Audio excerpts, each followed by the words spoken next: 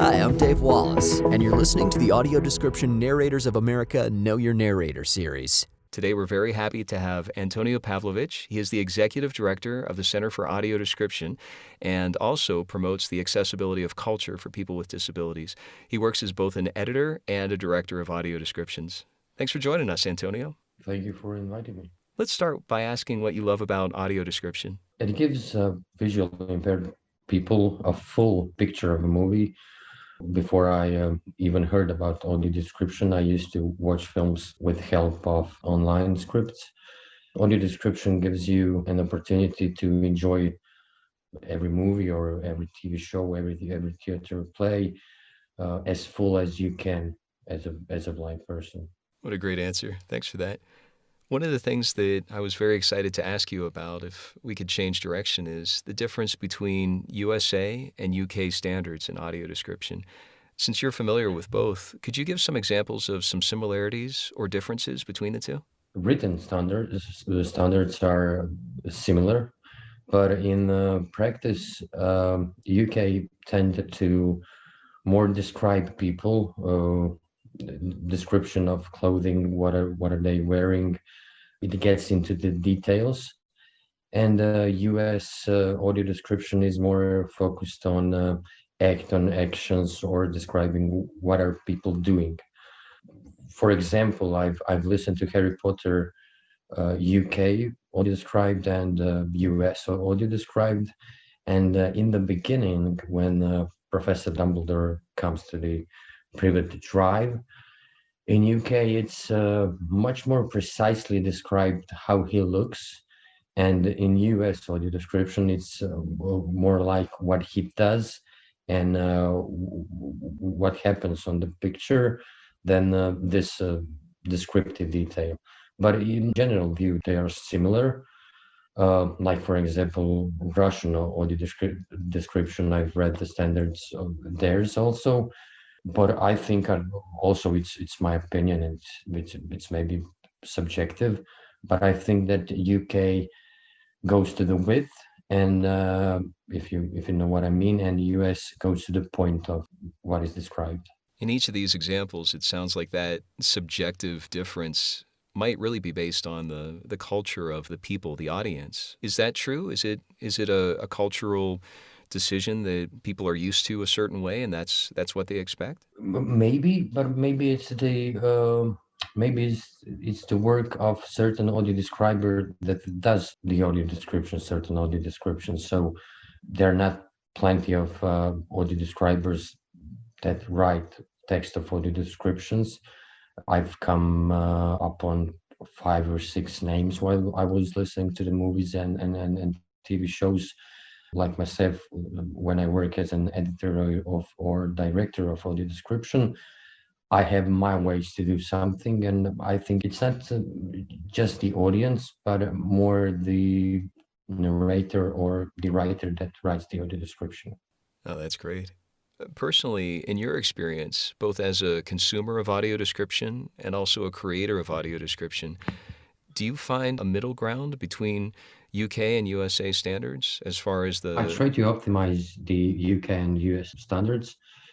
Personally, I don't like too much audio description. I don't like when somebody is describing something that a blind person can deduce from the audio file of the film. For example, if he's lighting a cigarette, when myself as a blind person can hear that he has something in his mouth, and I can hear the lighter, and I can deduce that he's lighting the cigarette.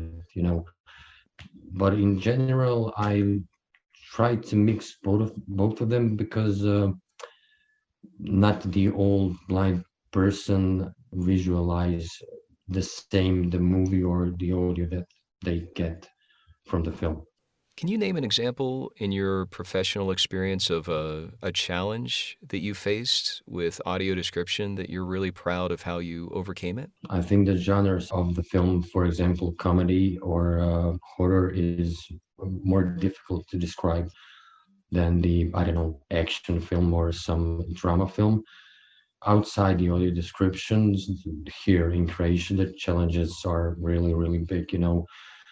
because we just started to doing this in the past 7 years. I'm the only blind person that does it here in Croatia. Institutions and people are slowly but confidently, opening up for audio description and opening up for just the idea that a blind person can consume cultural contents here in Croatia. And it'll take time. I think it's moving in the right directions, but the biggest challenge is to get a country to do something within the law that I'm searching for a verb here that gets the production houses that they must, while filming the film or a TV show, that they must have an audio description for visual impaired. And not only with audio description for blind, but also the deaf people, subtitles for deaf people. It's great to hear about the access and how those steps are going forward. Even if it is slowly happening, it's still happening. Yeah, it's happening. Yeah, this is the most important thing, that it is happening. Can you think of a conversation you had with someone who wasn't aware of audio description or who may have had some resistance to audio description about how they opened up? Was there a certain place in the conversation that you had with them where they suddenly said, "Oh, I get it now," or "Oh, I see the value"? For example, when I started to work in theaters here in Zagreb, in Croatia, they never heard about audio description before. When I explained them that culture is just one piece of life, and one piece of life that is big, all the cultural contents, from watching TV, from watching movies in the cinemas, or watching theater plays. And when I asked them, just try to take from yourself the possibility to consume that and to be socialized in one way through the culture in the society, I think that you will lost a big part of yourself. And that's when people get in your shoes, when they try to see world through blind eyes.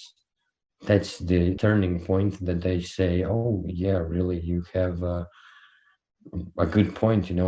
We can close our eyes and try to see a movie without audio description, and we will know how much are we cut off and how much do we miss to experience that movie truly well. It's great to hear about that inclusion in the culture. It's Yeah, yeah. inclusion and integration. I think those two words, not only inclusion but integration more, because integration brings and inclusion, and integration is a wider, I think, subject than just to include somebody.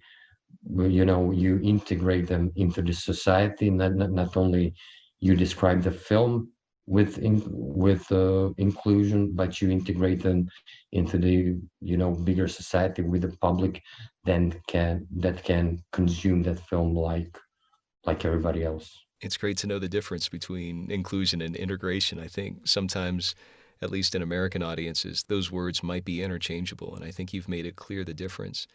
One of the Well, things, in Croatia, integration is inclusion plus other things, but inclusion is just include somebody in something. It doesn't mean you have to integrate somebody into something.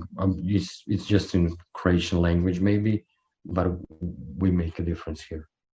it's great. It's a wonderful difference. In the States here, I'm noticing that because this audio description work was created by blind people for blind people, that there is now a inclusion and integration of blind professionals, not just because they're blind, but because they are experts in engineering. They are experts in voice, the narration, experts in the editing of the script, that there's a lot of aspects that audio description quality and excellence can grow because of professionals who are blind. Yeah, and including blind people in the beginning of producing audio description is very, very important. You know, visual people, people that can see, are hearing things differently than blind people.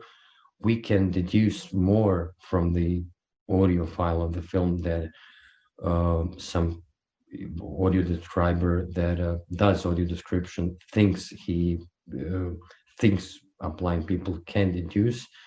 And that is the reason that we in Croatia started to work with a blind person, like an editor of audio description and a script writer as a team on the text of audio descriptions. Just from this point of view, that you know, I can hear something better and I can visualize something better from the audio file of the film that somebody who sees normally thinks maybe that he should, or you know, describe this, but I said, hey, I can deduce that it's not important. More important is what's in the background, what's in some other things, you know, maybe clothing, not act, because in some action I can deduce it by the sound, but I cannot deduce whether the person is wearing, for example, polo shirt or trousers. If you were to think about where audio description is headed in Croatia or maybe even worldwide, where would you love for it to go in the future, if you could have anything? I would like for audio description to be normal for production houses, like for example Netflix. I would like to be normal if you're making a movie that you think about a, not public in general, but all the public, you know, and people with disabilities and people without disabilities. I would like that mindsets of producers or directors. I would like to believe that their ideas or mindsets will be, hey, we have, I don't know, 20 million people, 50 million people in the world that can watch the film in their own way. And we just have to adapt this script, because text of audio description is a shorter version of the original script, and 50 million people will be happier in the world. What a great answer. Is there anything else you'd like to share with our audience? I would first thank you for giving me the chance to present audio description in Croatian myself. I would say that, for example, I've listened to your audio descriptions, Roy, and they were fantastic. And with the audience, I would like to say, just if you don't know how the visually impaired or a blind person watches the film, you know, just put something on your eyes that will hide your view from the TV, from the theater play, from the movie in cinema, and then you will know why the audio description and why culture in life is a big part of everyday life. Thanks for sharing that. Antonio, how can people reach you, either on social media or otherwise? We are not on social media because I'm doing this by myself, but I have an email with Pavlovich Monkey Center for Audio Description.hr, but it's in Croatian, and we are mostly visible on the Croatian national television, where we are adapting more and more program. But by the mail, it's the main source of interacting with people. Very good. And Antonio, I look forward to many more conversations as audio description grows internationally. Yeah, myself also. Thanks so much for joining us. Thank you for inviting me.